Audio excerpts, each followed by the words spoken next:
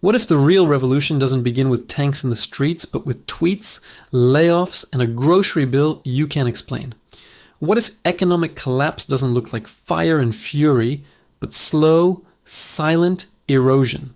Today, we're not just asking whether we're in a recession. We're asking something far deeper.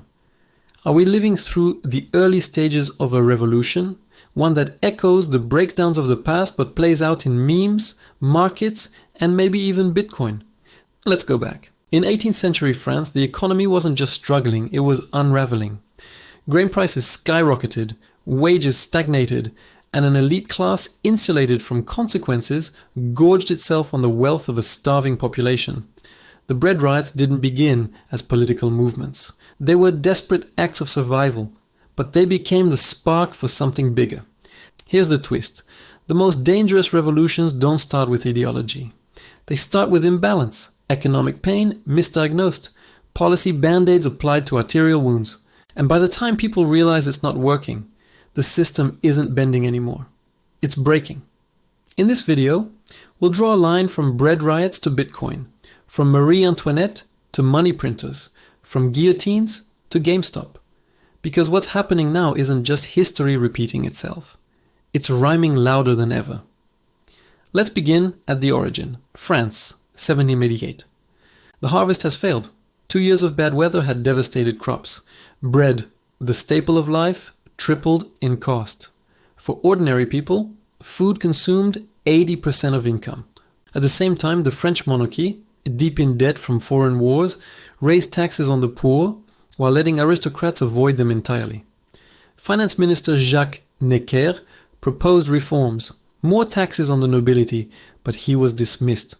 Protests erupted, not because people were politically motivated, but because they were hungry. The market stalls were empty. The work was gone.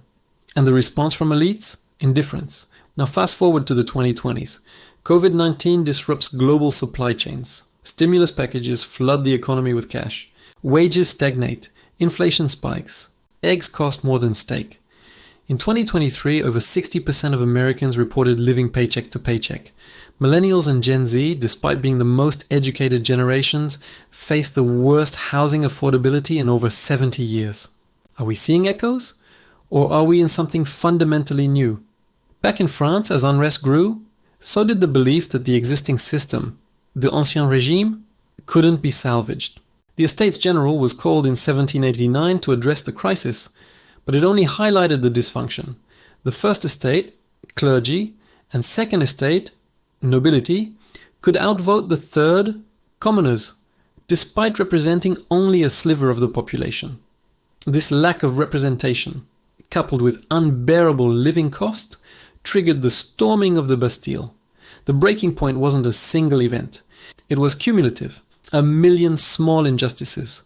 1,000 ignored warnings. Eventually, people stopped believing the system would fix itself. They took matters into their own hands.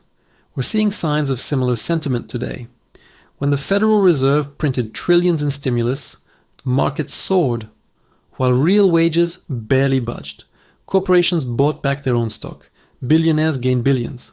Meanwhile, average rent in major US cities surpassed $2,000 a month. Student debt crossed $1.7 trillion. Home ownership dreams turned into memes.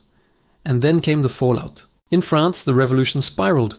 The monarchy was abolished, violence surged. The guillotine became both symbol and reality. Revolutionary leaders like Robespierre rose and then fell. What began as a push for justice turned. In modern times, the fallout is quieter but no less severe. In the US, only 20% of people say they trust the government to do what's right most of the time. Misinformation spreads faster than regulation can keep up. And disillusioned citizens aren't storming palaces. They're exiting systems. Some buy cryptocurrency. Others retreat into digital communities. A rising number simply disengage from voting, from banks, from participation itself. Let's talk about those failed fixes. In revolutionary France, King Louis XVI attempted piecemeal reforms. He reduced some taxes. He appointed new advisors. But he never addressed the structural inequality. His changes were too slow, too safe, too centered on maintaining the monarchy. That hesitation cost him his crown and his life. Today, policymakers face a similar dilemma. The US has tried interest rate hikes to curb inflation, but that hurts borrowing and kills jobs. Meanwhile, corporations continue to post record profits, often while laying off workers. Tech giants like Meta, Amazon, and Google laid off tens of thousands in 2023 and 2024 while maintaining high executive bonuses. People see the disconnect, they feel it. And then there's Bitcoin. While not a panacea, it represents something deeply symbolic, a rejection of central banks, a decentralized alternative, a form of money that isn't subject to a single government's will. During the peak of inflation, searches for how to buy Bitcoin spiked.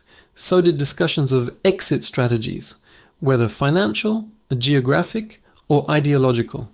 This isn't just tech hype. It's the financial version of storming the Bastille.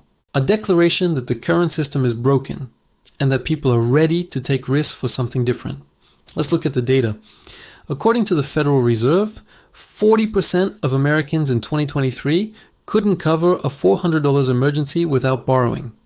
Meanwhile, the top 1% control over 32% of the nation's wealth. That's more than at the eve of the 1929 crash. We're also seeing record low levels of political trust, with only 16% of Americans saying they trust Congress. In other words, the conditions that precede upheaval, economic inequality, institutional mistrust, and a widening gap between rich and poor are all present. But here's what's different. Revolutions today may not look like they did in 1789. They may not involve barricades or beheadings.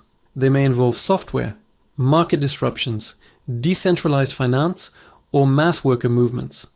Quiet revolutions. Structural, not symbolic. Still, the psychology is the same.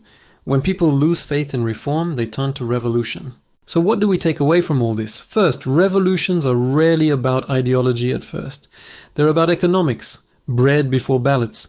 Before the rallying cries and manifestos, there's the desperation of daily life becoming unaffordable. Second, perception matters more than data. If people feel like the system is rigged, that perception becomes reality. It shapes behavior. It fuels unrest. Third, economic breakdown doesn't begin with collapse.